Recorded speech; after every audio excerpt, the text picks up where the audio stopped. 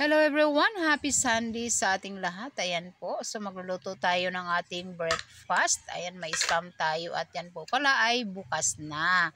Dahil binuksan na ng aking anak. Dahil nga gusto niya yan yung aming pang-agahan ngayong araw. Ayan. So yan po pala itanggalin natin sa ating lata. Dahan-dahan natin tanggalin sa ating lata. Ganyan. So madali lang naman tanggalin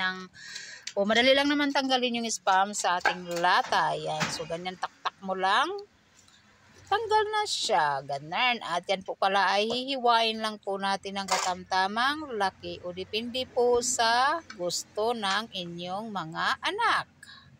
O depende po sa inyo kung ano o gaano kalaki o gaano kakapal yung inyong paghihiwa. Ako ganyan lang po. Ayan. So para marami-rami naman.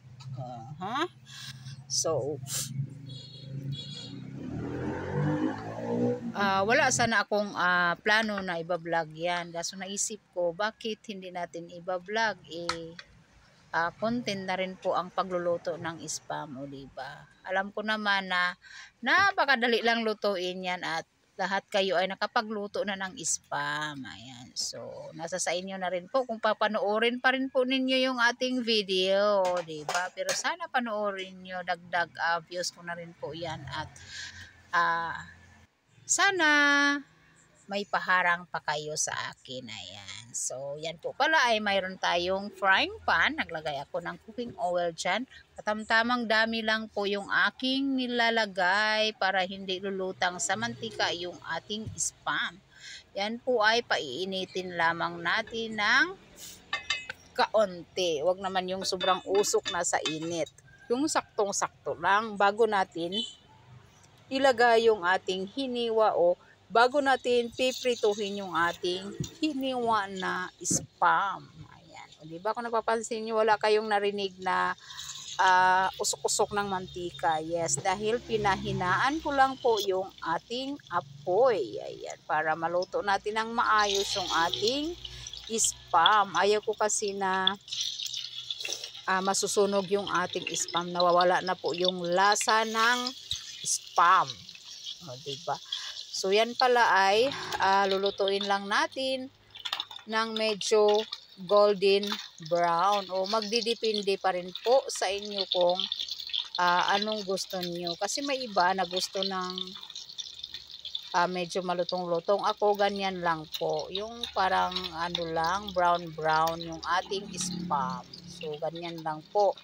Yan din po yung gusto ng aking anak. Ayaw niya ng malutong o ayaw niya ng super brown na pagkaluto ng spam. So ayan, binaliktad ko lang po siya.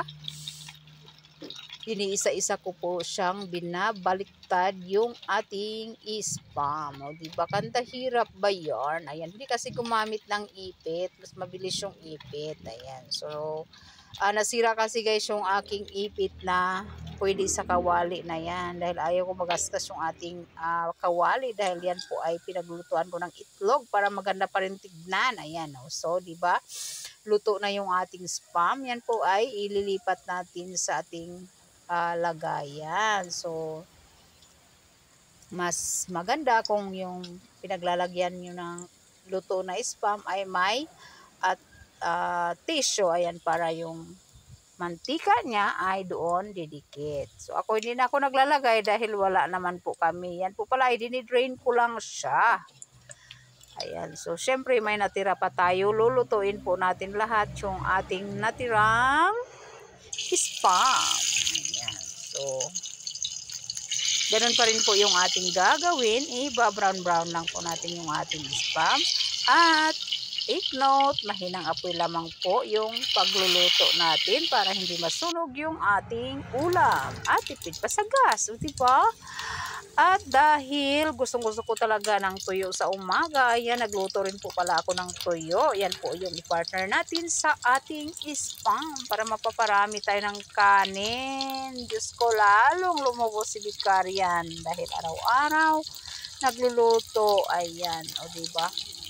So mahirap mag-diet guys pagka ang content natin ay pagluluto, dahil sino bang kakain sa ating niluto? Hindi tayo lang din naman, o diba?